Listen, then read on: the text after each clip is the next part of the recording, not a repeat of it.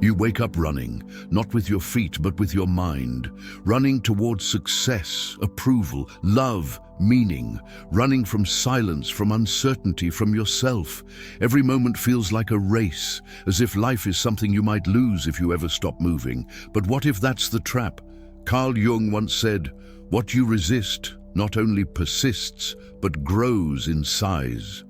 And what if what you chase keeps running because you're chasing? You think you're pursuing happiness, but maybe happiness is hiding because it doesn't want to be caught. Maybe peace is waiting patiently for you to stop. Pause for a second. Imagine if the things you desire most, the love, the clarity, the freedom, are actually walking toward you right now, but they can't find you because you won't stop running. This video is not about success. It's about surrender. It's about understanding the hidden mechanism Jung called the unconscious, the invisible field that shapes your experiences, attracts your patterns, and silently rearranges your life while you're busy trying to control it. In the next hour, you're going to discover why letting go isn't weakness. It's how you enter alignment with something far more intelligent than your conscious mind. We'll go step by step through the descent and rebirth that Jung described as individuation, the journey of becoming whole. And by the end, you may realize that you never needed to chase anything at all. If you feel a quiet resonance with these words, like something inside you is listening, stay with me. This might be the most important hour you've ever given to yourself. You were told that if you just worked harder, you'd get there. That if you chased your dream with enough discipline, you'd finally arrive at peace. But peace never came, did it? Because every time you reach one finish line, another appears, just a little further away. A little higher, a little harder, and so you run. Not because you love the race, but because you're terrified of what happens when it ends. There's a secret that most people never face. We don't chase because we want more.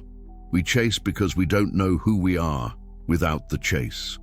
You measure your worth by your momentum. You confuse exhaustion with importance.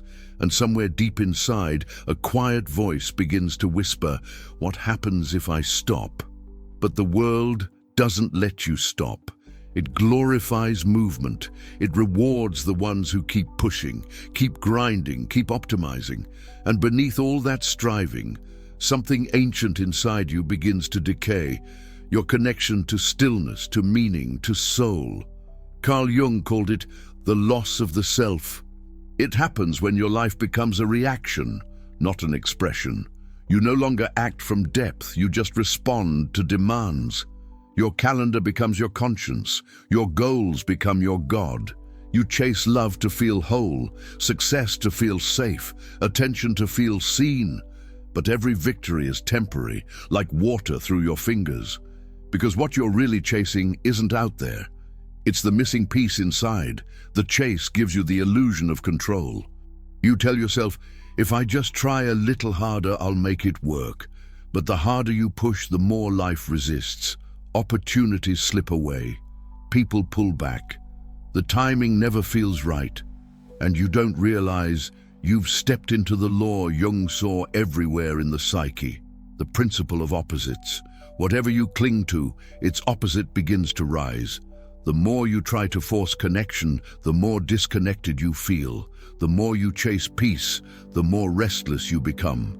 This is the unconscious balancing itself, trying to restore harmony. Life will always correct excess with its opposite. When you chase too hard, life hides what you're chasing. But here's the paradox. The moment you stop running, things begin to find you. Not because you manifested them, but because you finally stepped out of their way. Jung believed that the unconscious has a kind of intelligence. It organizes your life in symbolic ways to lead you back to wholeness. Every delay, every rejection, every closed door, it isn't punishment. It's precision. It's life orchestrating something deeper than your conscious plans. And if you could see the larger pattern, you'd realize you were never being tested. You were being taught how to stop. Stopping doesn't mean surrendering to failure. It means surrendering to truth. It means having the courage to stand still while the world demands movement. To trust that if something is truly meant for you, it doesn't need to be hunted. It will recognize your stillness and come home to it. You don't need to chase what you already are. You only need to remember. If this resonates, if you've ever felt that quiet fatigue of always running, let me know in the comments. Sometimes sharing your story is the first moment of stillness you've had in years. You've been told that control is power, that the strong take charge, that winners never wait. And so you plan, you calculate, you anticipate every outcome, as if certainty were a kind of salvation. But control isn't power, it's panic in disguise, because if you really trusted life, you wouldn't need to control it, would you? You'd move with it, not against it. You'd breathe inside the unknown instead of building walls around it. Carl Jung once said that the ego is like a tiny spotlight shining in a vast dark theater. It sees only what it's pointed at and mistakes that little beam for the whole stage. The more the ego tries to light everything, the more it blinds itself. That's the tragedy of control. You tighten your grip on the small and lose touch with the infinite. You obsess over results, metrics, outcomes, but you forget to feel. You forget that behind every plan, there's a heartbeat. Control promises safety, but what it really gives you is tension, an invisible cage built out of fear. You plan your future so carefully that you no longer inhabit the present. You demand clarity so desperately that you push mystery away. And mystery is where life breathes. Think about it. The best moments of your life were never scripted. You didn't control when you fell in love. You didn't schedule the day someone's laughter healed you. You didn't predict the moment when the right path quietly unfolded beneath your feet. Control would have ruined those moments because control is the opposite of trust, and trust is the language of the unconscious. When you insist on control, you're saying to life, I know better than you. But when you loosen your grip, something strange begins to happen. Coincidences, alignments, synchronicities, the very things you've been chasing begin to find their way toward you through paths you could never have designed. It's not magic, it's the psyche rebalancing itself. Jung taught that what we call luck or coincidence is the outer expression of an inner state. When the conscious and unconscious are in harmony, the outer world mirrors it. But when they're at war, when your ego demands while your soul resists, life responds with chaos, friction, delay. That's why so many of your plans fall apart right before they succeed. It isn't punishment, it's protection. The unconscious is trying to save you from the smallness of your own control. And yet you fight it. You keep pushing, keep insisting, keep trying to bend reality into your personal design. Because letting go feels like dying. And in a way, it is. The death of the controller, the death of the illusion that you were ever in charge. But when that illusion collapses, what emerges is something miraculous. The beginning of real peace. Not the kind that comes from having everything figured out, but the peace that arises when you no longer need to. When you stop controlling life, you start participating in it. You start to notice small details again, the rhythm of your breath, the warmth of light on your skin, the subtle guidance in moments of silence. You begin to feel carried, not dragged. And that is the true power Jung pointed to, the power of alignment. It isn't about forcing outcomes, it's about tuning yourself so precisely to the present that the future can recognize you. You can't control life and be alive at the same time. You have to choose. So ask yourself, what are you still trying to control?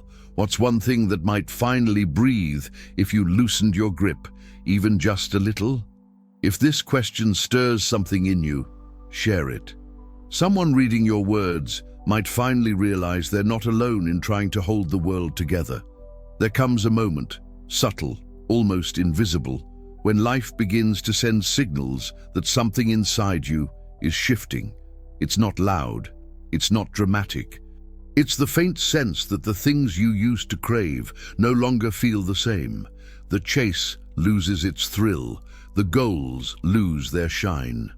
You start to wonder, why does everything I thought I wanted now feel so heavy? That's not confusion. That's your unconscious beginning to whisper. Carl Jung believed that the unconscious is not just a dark vault of repressed memories. It's a living intelligence, a silent partner in the journey of your soul. And when your conscious life becomes too small for your true potential, the unconscious begins to stir. It speaks not in words, but in symbols, in patterns, in feelings that repeat until you finally stop running long enough to listen. Maybe you've noticed it. The same kind of person keeps showing up in your life, teaching you the same painful lesson in a new disguise. Or maybe your dreams have turned vivid, strange, emotional, haunting. They're not random. They're messages. The psyche is trying to communicate through imagery because that's the only language it knows, the language of the soul. The unconscious doesn't argue with you, it mirrors you. It reveals what you've been avoiding. It will send you the same test again and again until you learn the lesson your ego keeps postponing. And at first, it feels cruel. Why would life keep making me face the same heartbreak, the same disappointment, the same pattern that hurts me every time? But Jung would say, it's not punishment, it's integration. The unconscious is showing you what still lives in shadow, what part of you remains unloved, unseen, unresolved. Because until you meet that part consciously, it will run your life from the dark. You don't attract what you want. You attract what you are, especially the parts of you you've refused to see. That's why ignoring your pain doesn't make it disappear. It only drives it underground, where it grows teeth. And when it resurfaces, in arguments, in failures, in addictions, it's not to destroy you, but to heal you through confrontation. This is the sacred paradox of the psyche. You can't transcend what you haven't embraced, and you can't embrace what you refuse to see. The unconscious whispers through longing. It speaks through the ache of something's missing, through the tension between who you pretend to be and who you actually are. It draws you into situations that mirror your inner imbalance, not to shame you, but to help you awaken. That's why Jung called these moments the compensations of the unconscious. If you've been living too much in your head, life will pull you into chaos until you remember your heart. If you've been living only for others, life will isolate you until you remember yourself. The outer world bends to reveal your inner world, like a mirror with infinite patience. And at first, you resist it. You call it bad luck, betrayal, loss. But deep down, you sense something sacred beneath the chaos, like the pulse of destiny behind the noise. Because once you begin to hear the whispers, you can't unhear them. You start noticing patterns. You sense meanings behind coincidences. You realize that everything, even your mistakes, has been designed to bring you closer to truth. That's when the chase begins to dissolve. You stop asking, why is this happening to me? And you start asking, what is this trying to show me? That's the turning point. The moment you move from victim to participant, from control to curiosity, from running to awakening. And once you cross that threshold, life begins to reorganize around you. Not because you've learned some secret technique, but because you've finally aligned your conscious will with the wisdom of your unconscious. And that alignment, that quiet partnership between the seen and the unseen, is the beginning of transformation. You think you know what you want. You say you want love, peace, success, freedom. But what if those desires aren't coming from your soul? What if they're coming from your shadow? Carl Jung warned that most of what we call goals are actually compensations, ways of covering wounds we refuse to face. We chase love because we can't stand our loneliness. We chase success because we can't bear the thought of being ordinary. We chase peace because we fear chaos, the chaos we carry inside. So every desire carries a shadow underneath it. Every longing hides an opposite. And the more intensely you chase the light, the darker your shadow grows. Think of the person who craves admiration. Their shadow hides the fear of invisibility. The one obsessed with being strong, their shadow trembles with the memory of helplessness. The one who needs to be perfect, their shadow carries a deep unspoken shame. The more you run from these hidden parts, the louder they call to you through projection. You start seeing your shadow everywhere, in other people, in the things that irritate you, in the behaviors you judge most harshly. You call them toxic, lazy, arrogant, weak. But what you're really seeing are the disowned fragments of your own psyche, dancing in the world to get your attention. That's why Jung said, everything that irritates us about others can lead us to an understanding of ourselves. The shadow doesn't want to ruin you. It wants to reunite with you. It longs to be acknowledged, not condemned. But you can't integrate it by thinking about it. You have to feel it. You have to let the rejected emotions come to the surface. Anger, envy, guilt, grief, all the messy, primal energy you've been taught to suppress in order to appear good. The world tells you to stay positive. But Jung would tell you, positivity without shadow is repression. And repressed energy always finds a way out. Through breakdowns, obsessions, addictions, burnout, or emptiness. Because what the ego labels as negative, the soul experiences as unlived life. Every suppressed emotion is energy waiting for expression. And when you stop fighting it, something miraculous happens. The shadow begins to reveal its gift. Yes, the shadow hides your pain, but it also hides your power. Your creativity, your intensity, your truth. The parts of you that feel most dangerous are often the very parts that hold your authenticity hostage. The rage that scares you might be your unspoken no. The jealousy you hate might be pointing toward a life you secretly long to live. The sadness you keep avoiding might be the gate to your capacity for love. The shadow is not your enemy, it's your teacher. And it will follow you, mirror you, and provoke you until you finally stop running long enough to listen. This is why people repeat the same patterns again and again. Not because they're broken, but because their shadow is still waiting to be seen. It doesn't leave until it's loved. So if you find yourself chasing what hurts you or returning to what drains you, pause. Ask yourself, what part of me am I actually trying to reclaim? Maybe what you're chasing is not a person or a goal. Maybe it's a fragment of your own soul asking to come home. When you stop running from the shadow, you don't lose control. You gain depth. You become whole. And that wholeness is what the unconscious has been trying to give you all along. There comes a moment in every real journey of awakening when something inside you begins to crumble. At first, it feels like loss. The loss of your plans, your certainty, your identity. But in truth, it's not loss at all. It's liberation. Because what's dying isn't you. It's the version of you that was never real.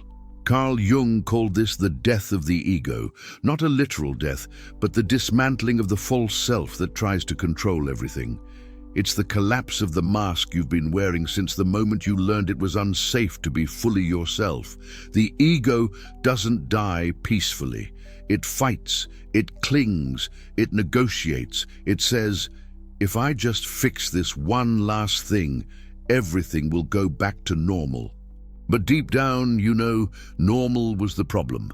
So life intervenes. It takes away what you thought you couldn't live without. It strips the roles, the relationships, the illusions that once defined you, not to destroy you, but to reveal you. And that's when it happens. The silence, the disorientation, the feeling that you've fallen out of your own story. You used to know exactly who you were, the achiever, the caretaker, the dreamer, the warrior. Now those words feel empty. You look in the mirror and see a face you recognize but no longer understand. That's not depression, that's rebirth. It's what Jung called the nigredo, the dark night of the soul. the alchemical stage where everything turns to ash before new life can form. It's the psychic crucible where identity melts and the raw material of the self begins to emerge. But here's the paradox. You can't make this transformation happen. You can only allow it. The more you fight to resurrect your old identity, the longer you stay in limbo. The more you surrender, the more the unconscious begins to shape you into something new. Surrender doesn't mean passivity. It means trust in something beyond your personal will. It means releasing the need to understand everything and daring to stand in the mystery without flinching. You may find yourself crying without knowing why, laughing for no reason, feeling waves of grief, gratitude, and awe all at once. That's the psyche reorganizing itself, shedding the shell of the false self and making space for the real one. The ego believes it must hold life together. But when the ego falls, you discover something astonishing. Life holds you. The same intelligence that moves the tides, that makes flowers turn toward the sun, begins to move through you effortlessly. You start to act from intuition instead of fear, from flow instead of force. And in that space, something ancient awakens, a quiet presence that doesn't chase or cling, because it knows there's nothing to lose. It's the part of you that was never born and will never die. Jung called it the self, the totality of who you are, both conscious and unconscious, light and shadow. But before you can live from that wholeness, you must face one final temptation, the urge to rebuild the old self, to rush out of the ashes and create another identity just as rigid as the one that burned. Don't. Stay in the ashes a little longer. Let the silence teach you. Let emptiness purify you, because in that stillness, the truth begins to rise, not as an idea, but as a vibration, a knowing, a feeling that whispers, you never needed to chase life. You are life. And when you realize that, the ego doesn't die in pain. It dissolves in peace. When you stop chasing, something strange begins to happen. The world starts moving toward you, not in random fragments, but in patterns that feel almost deliberate, like invisible threads weaving your days together with meaning. You think of someone, and they call. You dream of water, and the next morning it rains. You meet a stranger who says the exact words you needed to hear. Coincidences, you say. But are they? Carl Jung called this phenomenon synchronicity, the mysterious alignment between inner states and outer events. He described it as a bridge between psyche and matter, between the invisible and the tangible. To Jung, synchronicity wasn't superstition. It was evidence that your inner world and the universe are not separate at all. They are two expressions of the same living intelligence. Synchronicity happens when your consciousness and your unconscious begin to move in rhythm, when your actions, emotions, and intentions are no longer divided. It's the moment when meaning begins to shape reality itself. And it always arrives after surrender. When the ego finally stops trying to control the timing, life's timing reveals itself. When you stop demanding answers, truth appears in unexpected places. The universe speaks, not through logic, but through resonance, through what feels unmistakably right. You can't force it, you can only become quiet enough to notice it, because synchronicity doesn't shout. It whispers, softly, subtly, perfectly timed, like a wink from the divine saying, keep going. You're aligned. The ego dismisses this as coincidence because it can't measure mystery, but the soul recognizes it instantly, that electric shiver down your spine, that warmth in your chest, that undeniable sense of being guided. And once you've tasted it, you can never unsee it. You start to live in a world that feels alive, intelligent, responsive, communicative. You begin to notice that even chaos carries messages. That heartbreak wasn't random. It cracked you open so love could enter differently. That delay wasn't punishment. It rerouted you towards something far greater. That ending wasn't failure, it was preparation for alignment. Synchronicity reminds you that life is not happening to you, it's happening with you. The universe is a mirror, and every reflection carries a clue, not for your mind, but for your soul. When you stop chasing, the mirror becomes clear. You start seeing the pattern behind events. You realize that every moment, no matter how ordinary, is part of a symbolic dialogue between your inner and outer worlds. That's why Jung said, "Bidden or unbidden, God is present." Meaning, whether or not you seek it consciously, there's a deeper order shaping everything. You are part of a choreography beyond comprehension. And here's the most humbling truth. Synchronicity doesn't mean you control reality. It means you've finally stopped resisting it. You've stepped into its rhythm. The same life that felt random begins to feel orchestrated. You stop pushing the river and start flowing with it. You no longer need to chase outcomes. You respond to invitations.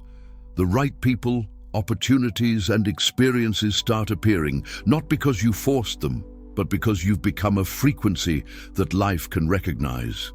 This is the real law of attraction. Not about craving and manifesting, but about matching the vibration of what's true. It's not about commanding the universe. It's about becoming fluent in its language.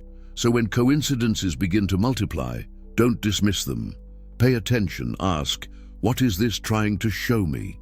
Because in that question, you shift from seeker to listener. You become a partner in creation. And once you begin to live this way, once you trust the synchronistic rhythm of your life, you'll never want to go back to chasing again, because you'll realize the universe was never withholding anything from you. It was waiting for you to become still enough to hear it.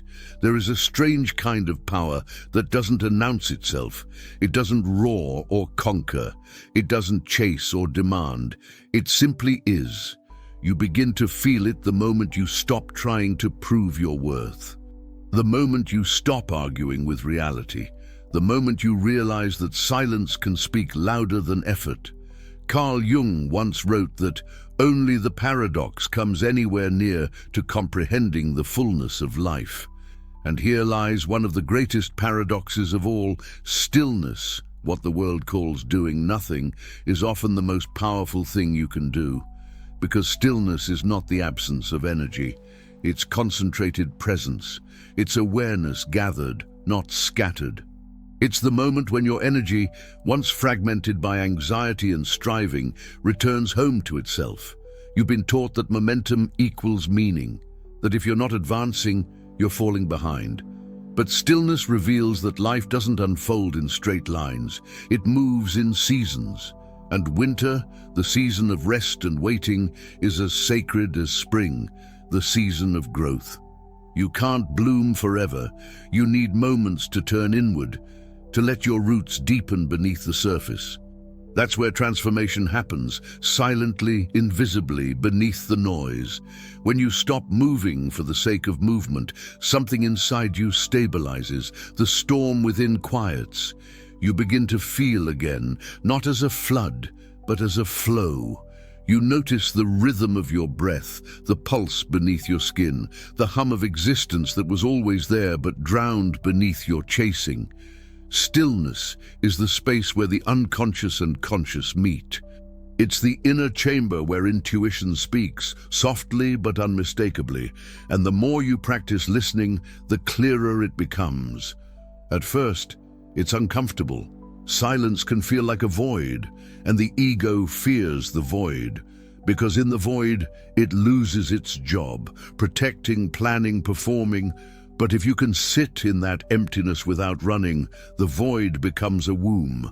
What felt like nothingness turns out to be the beginning of everything. The mystics and the psychologists meet here. In this sacred pause, Jung understood that stillness is where the self communicates. It's where you stop asking life to obey your will and start aligning with its intelligence. And that's when you realize peace is not passive, it's an act of courage. It takes strength to stay centered when the world demands reaction. It takes power to listen when everyone else is shouting. It takes faith to trust that movement will return at the right time without forcing it. When you cultivate stillness, your energy changes. People feel it before you speak. The right conversations unfold. The right paths open quietly, without struggle. Because your vibration tells the truth your words never could, you are no longer chasing. Stillness doesn't make you smaller. It makes you magnetic. It draws toward you what's meant for you, effortlessly. Because in stillness, you stop blocking the current of life that was always trying to reach you. Think of a lake. When it's agitated, the surface distorts everything. Sky, trees, stars, all appear broken. But when the water grows still, the reflection becomes perfect. That's what happens inside you. Stillness turns distortion into clarity. And in that clarity, you begin to see what truly matters. You realize that much of what you once fought for was noise. And the things that remain, peace, love, meaning, were never earned through force. They were revealed through presence. So be still. Not because you've given up, but because you've grown wise. Because you finally understand that the universe doesn't respond to your panic. It responds to your energy. And nothing is more powerful than the calm of someone who knows they no longer need to chase. You spend half a lifetime trying to find yourself, and then one morning you wake up and realize something startling. You were never lost. You only wandered through versions of yourself that believed you had to become something to be worthy of being. And when the chase stops, the true self finally has space to step forward. Jung called this presence the capital S self, the organizing principle of the psyche, the quiet center that has been guiding you since the beginning. While the ego was busy surviving, the self was orchestrating meaning. Every detour, every heartbreak, every delay, it all belonged to its design. The self doesn't need you to build it. It needs you to remember it. And remembrance begins when you stop trying to fix what was never broken. You feel it first as peace, not excitement, not victory. Peace, a grounded warmth that doesn't depend on outcomes. You realize you can want things without being consumed by them. You can love without fear of losing. You can act without the trembling need to prove. That's when you understand what Jung meant when he said, the privilege of a lifetime is to become who you truly are. Becoming is not about acquisition, it's revelation. It's the slow unwrapping of the person who's been watching quietly from within while the ego fought for survival. The self speaks differently than the mind. It doesn't analyze, it knows. Its language is intuition, synchronicity, a deep sense of rightness that asks for no justification. And when you follow it, life begins to flow with an ease that once felt impossible. You start noticing that the right people appear without effort. Opportunities unfold without chase. Your timing sharpens. Your energy feels precise, efficient, natural. You no longer strategize your way through life. You move with it. That's because the self doesn't chase alignment. It is alignment. It doesn't seek purpose. It expresses purpose. It doesn't need validation. It radiates enough truth to draw resonance. The world, sensing this authenticity, begins to respond in kind, not through applause or fame, but through subtle recognition. People trust you, not because of what you promise, but because your presence feels real. You've stopped performing. You've become transparent to what's eternal. This is not the end of desire, it's the transfiguration of it. Desire becomes devotion, to growth, to truth, to love that liberates rather than binds. Your work becomes offering, not escape. Your relationships become reflection, not transaction. And here lies the quiet miracle. When you stop demanding that life give you meaning, life reveals its meaning through you. The river that once carried you in circles now carries you forward effortlessly, because the one rowing and the current are the same. This is the self that finds you, not in effort but in openness, not in control but in communion. And once it does, you realize you were never chasing anything outside of you. You were circling back to the place you began, home. So let yourself be found, not by achievements or identities, but by the awareness that has been waiting beneath every chase, whispering the same message all along. Stop running. I'm right here. You've spent years trying to make life work. You pushed, you planned, you chased, you forced. But when you finally stopped, when exhaustion became surrender, something extraordinary happened. Life started working through you instead of against you. This is what Jung meant by living in harmony with the self, the moment when the conscious and unconscious stop competing and begin to cooperate. You no longer fight the current, you become it. Flow isn't passivity, it's precision. It's when every movement arises naturally, exactly when it should, because you're no longer moving from fear. You're responding from alignment. Force comes from the ego. It's born from anxiety, from the belief that if I don't do it, it won't happen. Flow comes from trust, the quiet knowing that what is mine cannot miss me. You start to act differently. You no longer send messages just to get attention. You no longer say yes out of guilt. You no longer perform your worth. You move only when movement feels clean, when your actions are extensions of peace, not desperation. And everything changes. When you live from flow, people feel your energy before they hear your words. Your presence carries a calm magnetism, a frequency of non-need. And that's what draws life toward you, because life recognizes itself in you. The river doesn't chase the sea, it just moves, steadily, confidently, knowing that every drop will arrive in its own time. That's the rhythm you begin to live in. Days unfold with more grace, not because they're easier, but because you no longer fight them. You stop measuring progress by control and start measuring it by peace. You trust the detours. You sense the timing. You follow the subtle pull that says, not yet, or now. Jung saw this as the essence of individuation, living in conscious relationship with the deeper intelligence that guides you, not as a servant to fate, but as a co-creator with it. You're no longer forcing outcomes, you're participating in emergence. And here's the quiet secret. When you live this way, less becomes more. You say fewer words, but they carry more truth. You take fewer steps, but each one lands exactly where it should. You meet fewer people, but the connections are real. It's not that ambition dies, it transforms.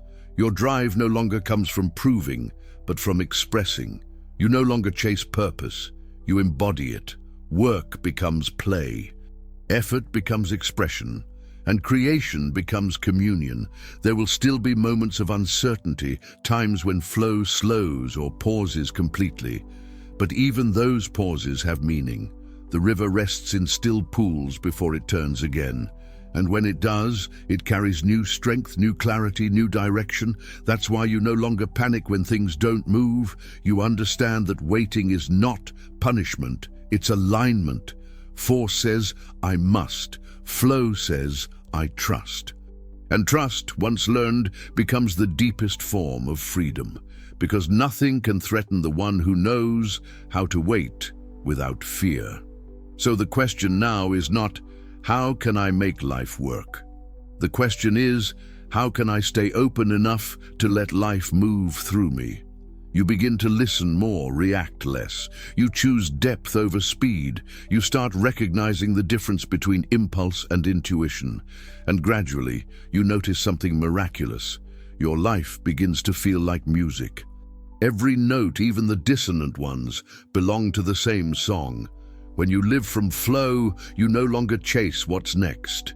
You let the melody carry you, because now you know life was never something to conquer. It was something to dance with. There's a quiet moment that comes after the storm. No fanfare, no fireworks, just stillness. You look around your life and realize it's both completely different and somehow exactly the same. The difference is you. You're no longer standing on the outside of your own existence, trying to get in. You are in, fully. This is what Jung called individuation, the process of becoming whole. Not perfect, not enlightened, whole. It's not about escaping your flaws, but integrating them. Not about erasing your shadow, but walking beside it. Not about chasing light, but recognizing that darkness was light in disguise all along. You see now that nothing was wasted. Every failure, every heartbreak, every detour, all of it was sculpting you into someone capable of presence. The unconscious was never your enemy. It was your hidden ally, guiding you through symbolic initiations toward your own center. And at that center, you find something simple yet immense: peace. Not the fragile peace that depends on circumstances, but the deep peace of alignment, the feeling that whatever comes, you can meet it with open hands. Because you no longer need to chase control. You no longer need to prove your worth. You no longer need to demand that life go your way, because you've discovered that you are life's way. Everything you once tried to force, you now attract.